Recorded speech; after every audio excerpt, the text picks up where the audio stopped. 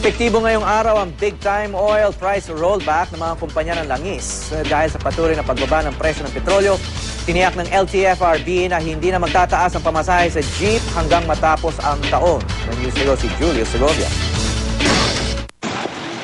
LTFRB na ang nagsabi, wala raw asahang taas pasahe sa jeep hanggang matapos ang taong ito.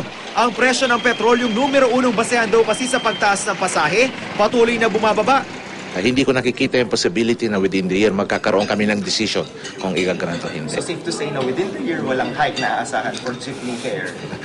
Sa tingin ko po, mas dapat masaya yung Pasko natin.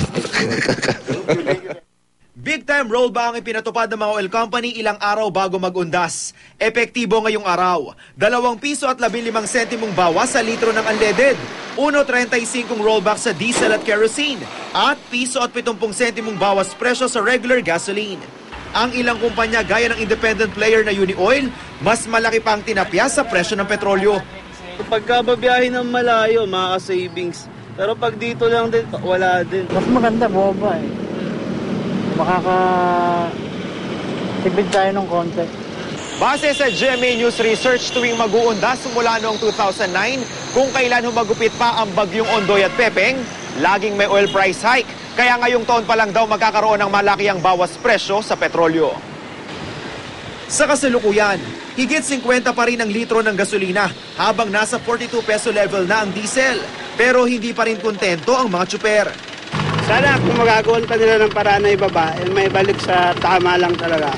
Kulang pa rin eh, kasi nakagawa ng taas ng bundar eh, mga pisa. Ang grupong Pasang Mazda may pangamba kasunod ng big-time rollback. Maaaring after this All Saints Day or All Souls Day, biglang tumaas ng doble ang presyo nitong petrolyo. Sana huwag, sapagkat ito'y magiging pabigat na naman sa amin. Bagaman isasantabi muna nila ang petisyon para sa dagdag pasahe, patuloy pa rin daw silang magbabantay sa galaw ng krudo sa pandaigdigang merkado. Nakahold lang muna yung aming petisyon at huwag naman magagalit ang ating mananakay na baka akala na inaasam namin yung pagtaas. Julio Segovia, GMA News.